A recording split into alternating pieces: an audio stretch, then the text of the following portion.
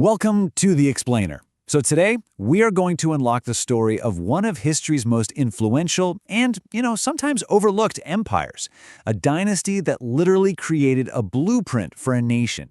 But let's start with a question. You've probably seen this symbol, right? The four lions standing back to back, maybe on an Indian passport or on some currency. But you know where it actually comes from. The answer? Well, it holds the key to our entire story. To find that answer, we got to travel back in time, and I mean way back. We're talking over 2,300 years ago to a period between 321 and 185 BCE.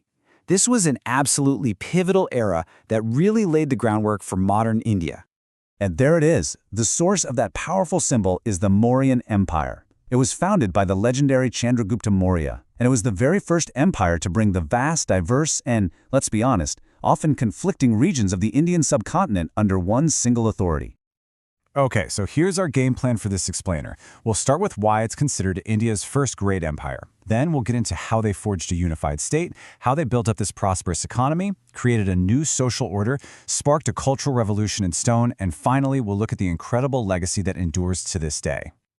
All right, first up, let's explore how the Mauryans pulled off what many thought was impossible, the political unification of an entire subcontinent.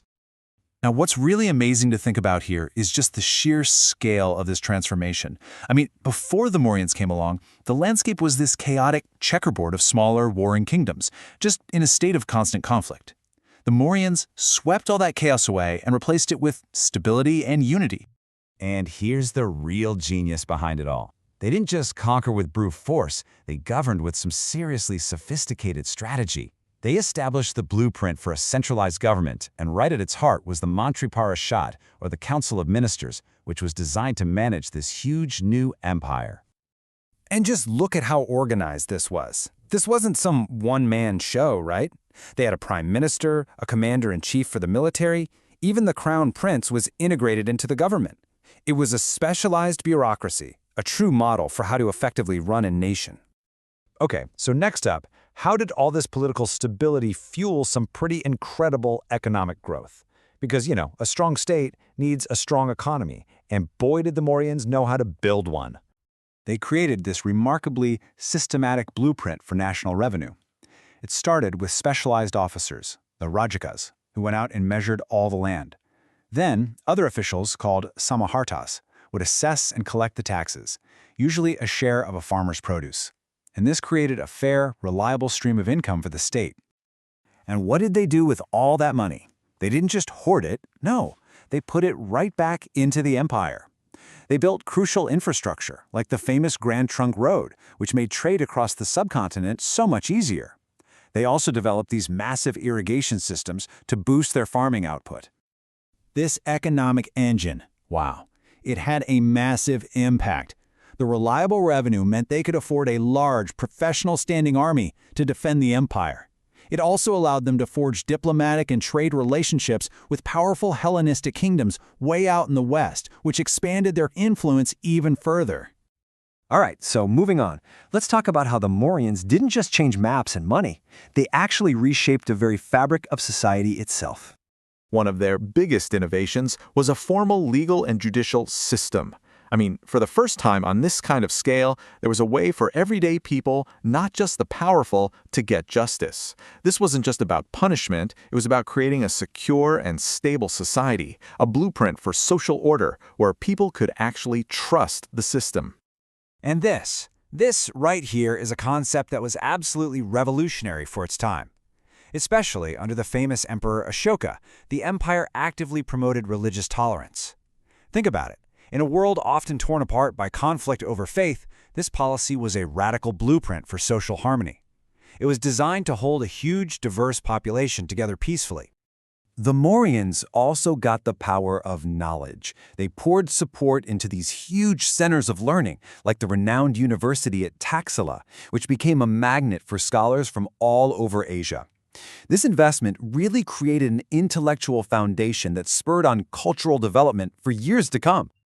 Okay, now for one of the most visible and honestly breathtaking parts of the Mauryan legacy, their massive impact on art and architecture. This simple phrase, "think in stone," It sounds simple, but it captures this huge seismic shift. Before the Mauryans, most major constructions were made of wood and other stuff that just didn't last. They were the first to really build with stone on a grand scale, creating massive permanent structures and kicking off an architectural tradition that would define India for centuries. And man, did they leave behind some incredible examples. You've got the Great Stupa at Sanchi, a stunning religious monument.